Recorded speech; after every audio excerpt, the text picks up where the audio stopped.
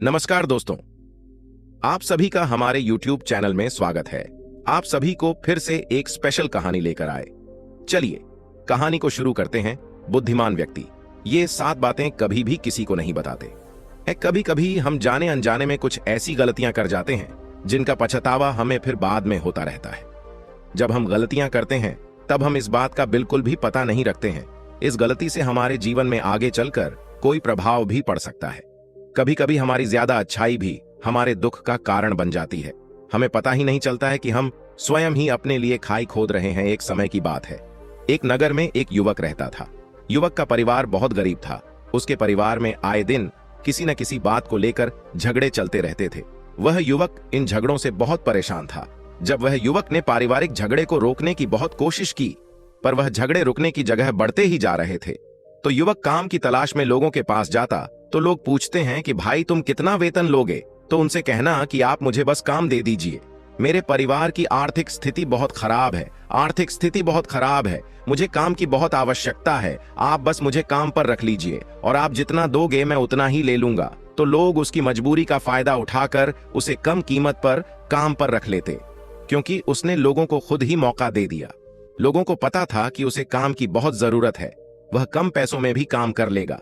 और जब वह युवक अपने मित्रों के पास, अपने सगे संबंधियों के पास बैठता, तब भी वह अपनी गरीबी की बातें करता।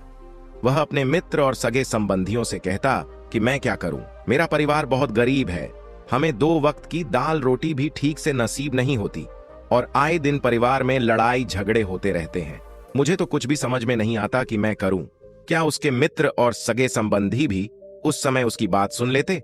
और उसके बाद में वह सभी उसका मजाक बनाते हैं और कहते, यह गरीब तो गरीब का गरीब ही रहेगा, इसका कुछ भी नहीं हो सकता और इनके परिवार में भी प्यार नहीं है। जब देखो एक दूसरे से लड़ते झगड़ते रहते हैं और ये हमारे पास बिना बात का रोना रोता रहता है और खुद कुछ करता नहीं है। जबकि वह युवक तो उनको अपना समझकर अपनी समस्या बता रहा था ताकि लोग उसकी कोई मदद कर सके, लेकिन किसी ने उसकी मदद तो की नहीं। अब युवक जहां भी जाता सभी लोग उसका तिरस्कार करते, उसे गरीब कहकर पुकारते। कोई भी व्यक्ति उसे काम की पूरी कीमत नहीं देता। वह युवक दिन भर काम करता पर उसे कुछ ही पैसे मिलते थे। कोई भी उसकी मेहनत का पूरी कमाई नहीं देता था। अगर वह उनको कुछ कहता तो वो लोग उसे कह देते, एक काम करना है तो कर, नहीं तो जा यहां से। अब उस युवक को तो काम की जरूरत थी, इसलिए वो काम तो करता ही था। धीरे धीरे समय के साथ उस युवक की हालत बहुत खराब हो गई थी। सभी लोग उस युवक का इस्तेमाल करने लग गए, क्योंकि सबको पता चल चुका था कि वह युवक बहुत गरीब है, उनका कुछ नहीं बिगाड़ सकता और उसे पैसों की जरूरत है, काम तो करेगा। सभी नगरवासियों उसका अपमान करते, उसे गरीब गरीब कहकर पुकारते। इन सब बातों से वह युवक बहुत परेशान हो गया। उसे समझ ही नहीं आ रहा था कि आखिर उसके साथ यह सब क्या हो रहा है। तभी उसने लोगों से बातें करते हुए सुना कि नगर में एक बौद्ध भिक्षु आए हैं। उन बौद्ध भिक्षु के पास सभी समस्याओं का हल है। वह बौद्ध भिक्षु बहुत ज्ञानी व्यक्ति है। यह सुनकर वह युवक भी उन बौद्ध भिक्षु के पास जा पहुंचा। वह युवक बौद्ध भिक्षु के पास जाकर उन्हें रोता हुआ बोला कि महाराज, सभी लोग मेरे साथ ऐसा क्यों करते हैं। तभी उस युवक की बात सुनकर बौद्ध भिक्षु ने पूछा कि क्या हुआ बालक। तभी वह युवक जोर जोर से रोने लगता है और रोते रोते अपनी सारी बात बौद्ध भिक्षु को बताता है और उनसे कहता है कि महाराज, सभी लोग मुझे गरीब गरीब कहकर पुकारते हैं, मेरा मजाक बनाते हैं और कोई भी मनुष्य मुझे अपनी मेहनत की पूरी कमाई नहीं देता है। मैं उनके खेतों में पूरे दिन काम करता हूं और वह मुझे बहुत कम पैसे देते हैं। मेरे दोस्त और मेरे मित्र भी सारे मेरा मजाक बनाते हैं।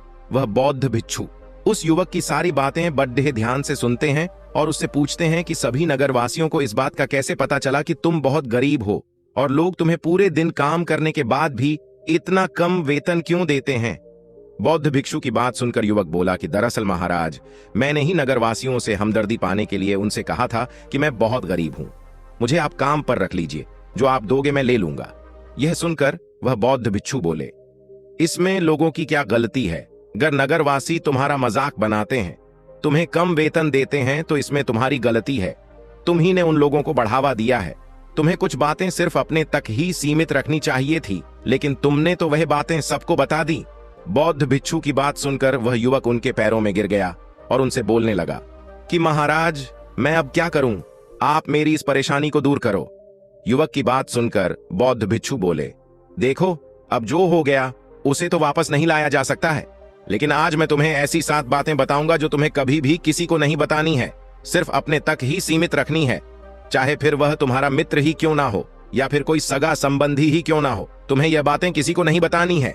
बौद्ध भिक्षु की बात सुनकर वह युवक बड्ढी प्रशंसा से बोला कि बताइए महाराज, वह कौन सी बातें हैं जिन्हें हमें किसी को नहीं बताना चाहिए।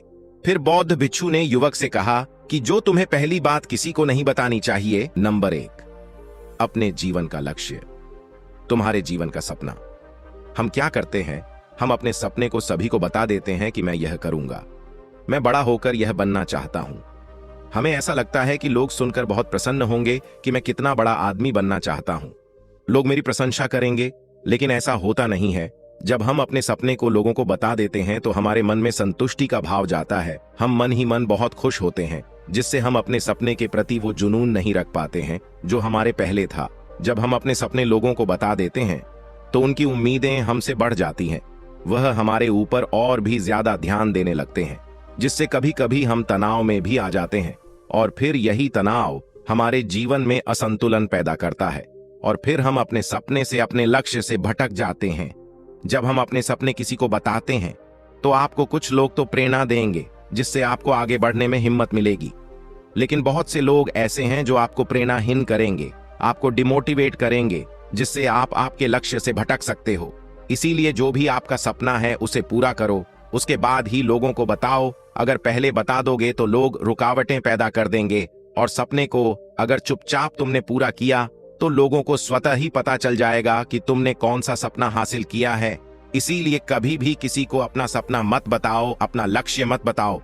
फिर बौद्ध भिक्षु ने युवक से कहा कि दूसरी बात जो तुमने किसी को नहीं बतानी है, नंबर 2, हमारी समस्याएं, हमारी परेशानियां।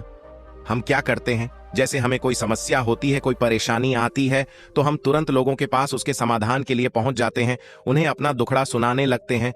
लेकिन दूसरे लोगों को अपनी परेशानी बताने का मतलब है स्वयं के लिए एक और परेशानी खड़ी करना। क्योंकि जब हम किसी से अपनी परेशानी बताते हैं तब तो हमें बहुत अच्छा महसूस होता है। हमें ऐसे लगता है कि मानो हमारा थोड़ा सा दुख तो चला गया। लेकिन सभी लोग हमारी परेशानियां कम नहीं करते, बल्कि उन्हें और बढ़ा देते हैं और हमारे सामने कई नई परेशानियां खड़ी कर देते हैं। हम जितने लोगों के साथ अपनी समस्याएं बताते हैं, उनमें से 70% लोग तो ऐसे होते हैं जिनको हमारी परेशानियों से कोई फर्क नहीं पड़ता, बल्कि वह तो हमारा मजाक बनाते हैं। और 20% लोगों को यह जानकर खुशी होती है, और 10% ऐसे लोग ही होते हैं कि जिनको थोड़ा बहुत फर्क पड़ सकता है कि हम कितने परेशान हैं। लेकिन फर्क पड़ने का मतलब यह नहीं है कि वह तुम्हारा साथ दे ही देंगे।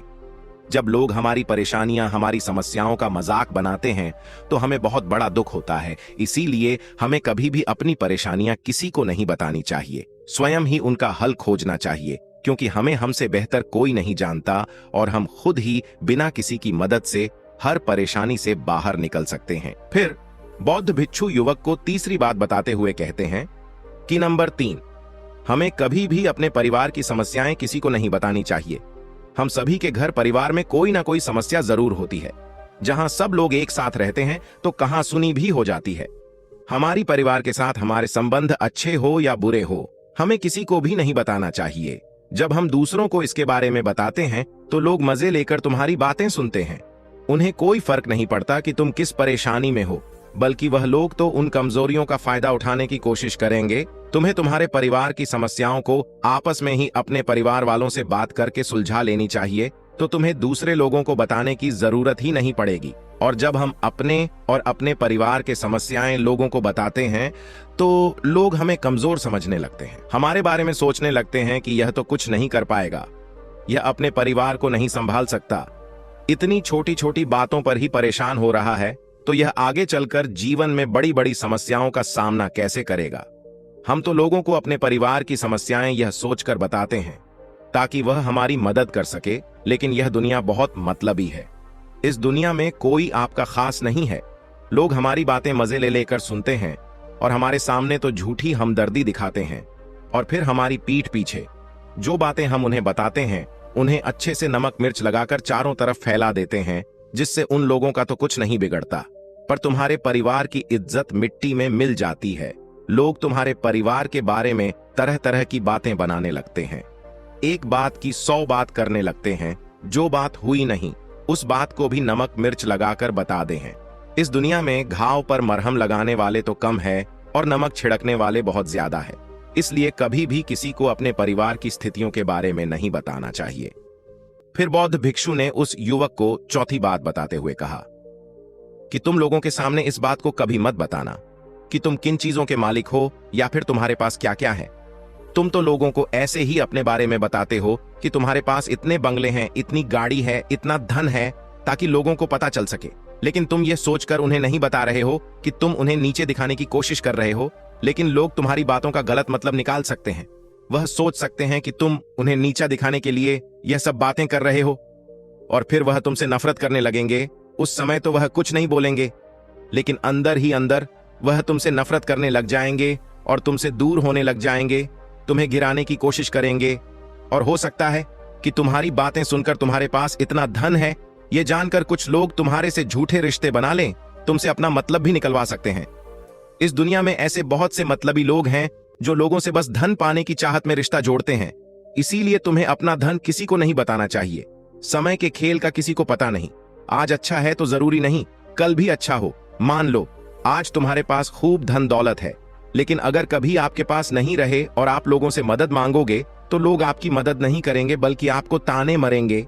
आपसे कहेंगे कि तुम्हारे पास तो इतना धन था, कहां गया वह धन? तुम सच बोलते थे या फिर झूठ मूठ का गुणगान करते रहते थे? और हमें अपनी धन दौलत की बात लोगों के सामने इसलिए भी नहीं बतानी चाहिए क्योंकि इस दुनिया में बहुत से ऐसे लोग हैं जिनके पास पीने के लिए स्वच्छ पानी भी नहीं है, वह गंदा पानी पीते हैं। उनके पास खाने के लिए 2 वक्त की रोटी भी नहीं है, जबकि तुम्हारे पास सब कुछ है। इसीलिए कभी भी खुद से गरीब लोगों के सामने कभी भी अपने धन का दिखावा ना करें। हो सके तो उनकी मदद कर दें। फिर बौद्ध भिक्षु ने उस युवक को 5वीं बात बताते हुए कहा कि कभी भी अपनी सफलता का रहस्य किसी को मत बताना। हमने सफलता हासिल कैसे की है ये बताना कोई गलत नहीं है। अगर कोई मनुष्य उससे सीख कर आगे बढ़ता है तो ये बहुत अच्छी बात है। लेकिन अधिकतर लोग क्या करते हैं, हमारे बताए गए रास्ते पर हूबहू चलना शुरू कर देते हैं, और अगर वह हमारे बताए गए रास्ते पर चलकर असफल हो जाते हैं तो फिर वह हमें ही दोष देने लगते हैं, जबकि हमने तो उनके लिए अच्छा ही किया था, मगर वह हमें ही दोषी मानने लगते हैं और कहते हैं कि काश मैं इसकी बातों में नहीं आया होता, इसने तो मुझे गलत रास्ता बता दिया। जबकि सबके लिए सफलता का एक ही तरीका काम नहीं करता। जिस तरीके से तुम सफल हुए हो जरूरी नहीं कि वैसे ही उन्हें भी सफलता मिल जाए।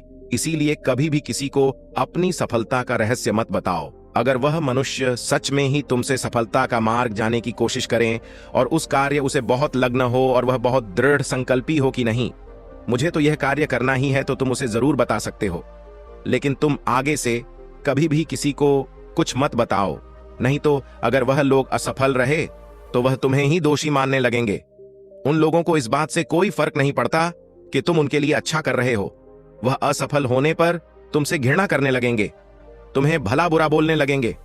इसीलिए कभी किसी को कुछ मत बताओ। फिर बौद्ध भिक्षु ने उस युवक को छुट्टी बात बताते हुए कहा, अगर तुम किसी की मदद करते हो तो मदद को लोगों के सामने मत लाओ, क्योंकि इस दुनिया में बहुत से लोग गरीब हैं जिनको हमारी दया दान की आवश्यकता है। लेकिन अगर तुम उन गरीब लोगों की इसलिए मदद करते हो ताकि लोग आपकी तारीफ करें, लोग आपको अच्छी नजरों से देखें, समाज में आपका नाम हो, तो ऐसा दिखावा कभी मत करो।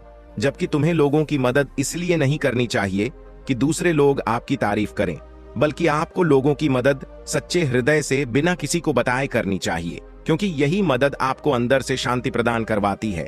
जब तुम किसी जरूरतमंद की सहायता करते हो तो तुम्हें अंदर ही अंदर एक अलग ही आनंद की अनुभूति का एहसास होता है।